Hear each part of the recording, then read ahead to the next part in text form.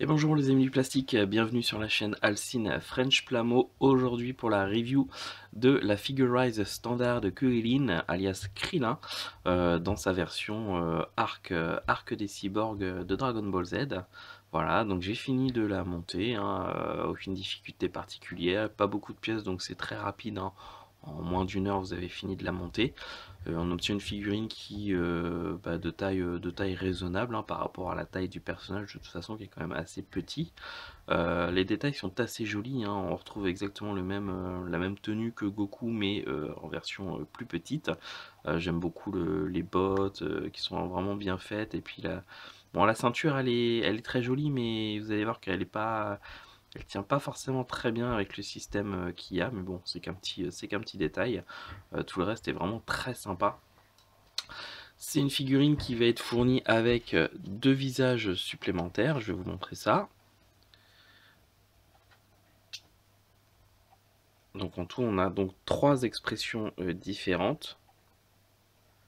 Donc ces deux-là sont un peu similaires, hein, quand même. Et moi j'ai choisi de lui mettre l'expression où il est un petit peu sérieux, voilà, sans expression particulière. Généralement c'est les expressions que je choisis pour ces maquettes. On va avoir également trois autres paires de mains, avec en plus de celle qui est avec les poings fermés. Donc on va avoir des mains comme ceci pour pouvoir effectuer une vague déferlante. On va avoir une paire de mains comme ceci, avec un système qui permet vraiment de... Donc ça vous allez voir c'est pour l'attaque en fait de son disque, hein. Je ne sais plus le nom de l'attaque. C'est le disque circulaire là qui tranche tout. Et puis enfin on va avoir une dernière paire de mains comme ceci qui va permettre de tenir en fait la fameuse télécommande censée pouvoir détruire les cyborgs. Donc la télécommande on peut la mettre à la fois dans la main droite ou la main gauche, voilà, au choix.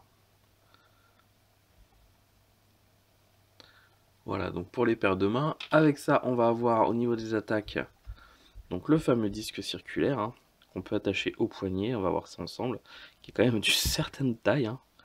Il est vraiment très très grand. On va avoir également une vague déferlante, qu'on peut du coup maintenir sur le support qui est fourni avec. Et puis on va avoir également, si on veut se servir du support pour mettre Krillin dans une pose dynamique, ce petit système donc, qui se rajoute donc à la place de la vague déferlante, hein. On enlève la vague, le Kamehameha, on met ça à la place. Voilà, et puis on a un système qui permet de maintenir Krillin à la taille et puis de le mettre par exemple, je sais pas, dans une position d'attaque aérienne. Ça après, chacun fait comme il veut, voilà. Bon, on va regarder la figurine en elle-même de plus près pour voir un peu ce qu'elle présente. Hop.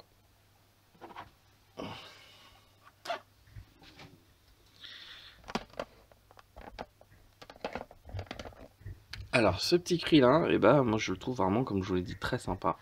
Voilà, déjà au niveau de... Peut-être la bouche, hein, qu'il faudra juste souligner avec une teinte un peu plus foncée pour la faire ressortir. Mais sinon, non, vraiment, elle est bien foutue. Alors, elle pivote bien, hein, d'avant en arrière. Sur les côtés, ça pivote aussi. Et puis, elle tourne sur elle-même à 360. Donc, aucun problème d'orientation sur la tête. Au niveau des bras, on va pouvoir faire pivoter le bras, mais vraiment, c'est très léger, hein. Après, il faut vraiment jouer avec l'articulation. Là, comme vous voyez, on peut vraiment écarter l'articulation de l'épaule. Et après, du coup, on a plus facilité à faire tourner le bras à 360. Mais il faut vraiment, du coup, bien l'écarter du torse.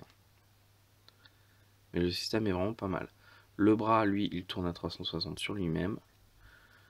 On peut le plier au-delà de 90 degrés. Et puis c'est pareil pour le poignet, hein. Il est orientable de gauche à droite, d'avant en arrière, et il tourne évidemment à 360 sur lui-même. Voilà, donc les bras, bah écoutez, toutes les articulations de base, elles existent. Au niveau du torse, c'est vraiment très très très léger, hein. Gauche à droite, on oublie, d'avant en arrière, autant oublier aussi. Et par contre, il va pivoter sur lui-même. Voilà. Au niveau des jambes, on va pouvoir plier la jambe hein, au maximum, comme ceci, et en arrière également, comme ceci.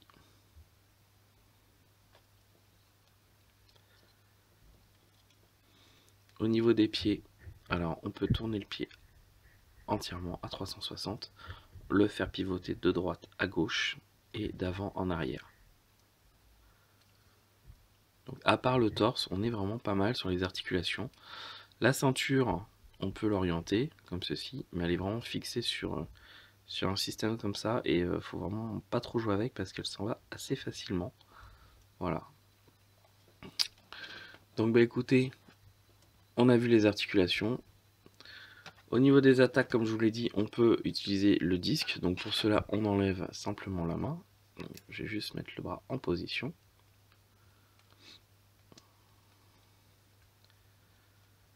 Donc, on enlève le petit point. On va mettre à la place cette main-là. On va la plier comme ceci. Et puis on va venir rajouter. Voilà. Hop. Alors après niveau équilibre, c'est pas évident, mais ça va, ça tient. Voilà. Donc après, on essaie d'orienter le point de façon à ce que le support ne se voit presque pas. Et ensuite, on est pas mal. Voilà. Et puis bah, pour le Kamehameha, c'est pas compliqué. Hein. Vous pouvez utiliser le support qui est fourni avec. Voilà. Et puis on va prendre. Hop. On va changer les mains.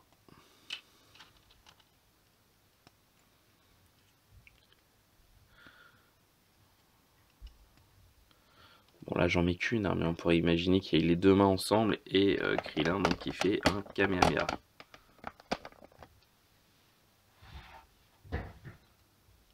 Voilà, donc il est assez sympa, hein. Il est bien représenté, il correspond bien à l'animé. On voit pas trop du coup les points d'articulation ni quoi, donc l'ensemble est visuellement assez agréable, c'est assez esthétique. Donc ouais, une bonne petite figurine bien sympa, qui est pas très chère celle-là, c'est une des moins chères dans les Figure-Rise standard. Bah, évidemment c'est également dû à la taille, hein, il y a moins de pièces, moins de plastique, donc du coup le prix s'en ressent, comparé plutôt à un Broly par exemple qui est qui est beaucoup plus cher, voilà. On a fait le tour du coup bah, de cette figurine hein, avec ses points forts, ses points faibles. Alors, pas beaucoup de points faibles, hein, elle reste quand même assez sympa, elle respecte bien toutes les choses qu'on attend d'elle. Donc peut-être une meilleure articulation au niveau du torse aurait été appréciée. Bon après voilà, c'est pas très grave. Moi je vais tout de suite m'attaquer du coup à la peinture et je vous montre le résultat final juste après. A tout de suite. Et voici donc le modèle entièrement repeint et verni. Donc un joli petit Krillin, je trouve assez réaliste. Hein. Là où j'ai un petit peu de mal quand même sur les Figure-Rise standard, c'est par moment le guide des couleurs qui donne des résultats un peu surprenants. En sachant que c'est la deuxième fois que ça m'arrive, ça m'a notamment fait le coup avec le Goku en mode normal. En sachant que c'est exactement le même guide des couleurs pour le kimono. En fait, le kimono, si on se base sur les images, etc., on est censé avoir quelque chose de beaucoup plus orangé, hein, quelque chose qui pète un peu plus, vraiment du plus orange que jaune. Or, si on suit le guide des couleurs, hein, ce que j'ai fait, en suivant les pourcentages, on obtient, donc ça m'avait fait le coup pour Goku, et là ça me refait la même chose pour Krillin. On obtient cette couleur un peu plus jaune, jaune. Alors là, dans la vidéo, ça ressort plus jaune que orange. Moi, à vue réelle, c'est un petit peu plus orangé quand même. Cependant, on est quand même loin du orange qu'on est censé avoir en représentation, que ce soit sur la boîte, dans la notice, ou voire même dans l'animé, puisque le Krillin de l'époque de l'arc des cyborgs et de Cell avait un kimono beaucoup plus orangé que ça. Alors, là où je comprends pas, c'est que j'ai vraiment scrupuleusement respecté le guide des couleurs, à savoir que par exemple pour une couleur, vous allez avoir, je sais pas, par exemple orange 20% et orange jaune 80%. Donc ce que vous faites, c'est que le pourcentage, vous imaginez que le 100% par exemple, c'est 10 gouttes de peinture. Et dans ce cas-là, pour 20%, vous allez mettre 2 gouttes de peinture, et pour 8%, vous allez mettre 8 gouttes de peinture. Donc là, vous avez votre proportion, 20% et 80%. Et normalement, systématiquement, que ce soit pour les Gundam, etc., vous obtenez vraiment une teinte qui se rapproche vraiment de ce qu'on peut voir, hein. Là, par contre, le kimono, je sais pas pourquoi, on n'obtient pas du tout cette teinte. Donc, je suis quand même un petit peu déçu dessus. Est-ce que c'est une erreur d'imprimerie? Est-ce que c'est une erreur de traduction? Je sais pas. Je ne saurais pas l'expliquer. Ou alors est-ce que finalement c'est vraiment cette couleur-là qu'il est censé être, et dans tout ce qui est visuel de la boîte, etc., les couleurs ont été accentuées vers un orange beaucoup plus pétant. Je ne saurais pas répondre à cette question. Donc bon, c'est pas très grave, hein, ça donne quand même un résultat qui est assez joli, hein. On a un Krillin quand même assez sympa dans l'ensemble. Je lui ai posé du coup ces deux stickers, hein, le petit sur la poitrine et puis le gros dans le dos. Et puis voilà, le reste, bah écoutez, ça a été peint comme en habitude. Pour la peau, j'ai un peu changé ma méthode. D'habitude, en fait, je peins donc les Figure-Rise standard quand j'ai de la peau d'humain entre guillemets à peindre. Je vais peindre ma couleur et puis ensuite je vais accentuer les ombrages avec de la pastel sec dans lequel je fais une sorte de petit mélange pour avoir un petit côté un petit peu plus sombre et que j'applique du coup dans les creux des muscles, etc. Là, en fait, je suis parti. Alors là, je me rends compte que ça se voit moins bien à la vidéo parce que bah, la cabine photo est vraiment donne un éclairage vraiment puissant et a tendance du coup à vraiment donner des couleurs claires. Mais voilà. Là, je suis plutôt parti sur un ombrage. Ouais, voilà, de zoomer. Un petit focus, ça serait pas mal. On va essayer de prendre un petit peu plus de recul. Bon, on voit à peu près. Là, j'ai fait un petit ombrage légèrement en gris foncé avant la peinture. Ensuite, j'ai appliqué ma peinture et du coup, ça me donne un petit peu d'ombre dans les creux. Bon, c'est une autre méthode, le résultat est différent. Je ne saurais pas dire lequel que je préfère. Bon. Et puis là, c'est vrai que la vidéo, j'arrive pas à vous le faire ressortir. Euh, je sais pas comment faire. Attendez. Hop. Il faut que je dézoome peut-être. On va y arriver. Voilà. Bon, ça va vraiment pas plus que ça la vidéo. C'est un petit peu plus présent à vue d'œil. Bon, c'est pas très grave. Pour le kimono, bah, j'ai ombré en noir avant d'appliquer ma couleur. Ensuite, j'ai éclairci à certains endroits. Pour tout ce qui est bleu, c'est la même chose, hein. Et puis, bah, les bottes, rien de spécial, hein, peinture en noir. Voilà. Donc, un Krillin bah, que j'aime bien. Je trouve il est assez cool, il est assez classe. Il a des bonnes proportions. Je trouve qu'il est bien, non, bien réalisé. Bah, de toute façon, moi, j'adore les Figure-Rise standard, donc je trouve que pour l'instant, en tout cas, je n'ai pas encore été déçu par l'une d'entre elles. Voilà. Alors, je sais pas ce que vous en pensez, n'hésitez pas à me le dire dans les commentaires. Moi, écoutez, j'en ai fini du coup avec cette maquette, elle va aller rejoindre les autres dans la vitrine. Et puis, j'espère que cette vidéo vous aura plu et qu'elle vous aura permis de vous faire un avis sur ce kit. Est-ce que c'est un kit qui vous fait envie? Est-ce que c'est un kit qui ne vous intéresse pas? Alors c'est vrai que la licence Dragon Ball Z et la licence Gundam sont deux choses totalement différentes. Moi j'aime bien faire des maquettes des deux, hein. Je ne fais pas que du Gundam, je fais du Figure Rise standard, je fais aussi de temps en temps, j'ai les 7 maquettes comment on appelle ça déjà, les 7 petites maquettes Dragon Ball qui représentent les véhicules. J'ai complètement oublié le nom, évidemment, au moment où je filme, on oublie les noms. Et puis ouais, j'aime bien aussi faire les maquettes de... C'est formidable, j'oublie systématiquement. Yamato, voilà, j'avais oublié, donc les Yamato des différentes époques, il y a pas mal de maquettes et qui sont toutes petites, qui sont très sympas. De temps en temps, j'aime bien faire ça aussi.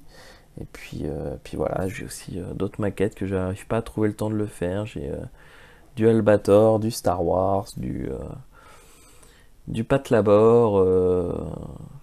Bref, j'ai vraiment pas mal de choses qu'il faudrait, enfin, qui permet de varier un peu les maquettes et pas toujours faire la même chose. Mais bon, ça dépend des moments auxquels j'ai le temps. Généralement, je sais à l'avance à peu près le nombre d'heures que je peux consacrer à une maquette. Donc j'essaie de prendre une maquette qui je sais va me permettre d'être réalisée dans ce laps de temps. Voilà. Écoutez, je vous dis à très bientôt. Je vous remercie d'avoir regardé cette vidéo. Et puis prenez bien soin de vous. Ciao tout le monde.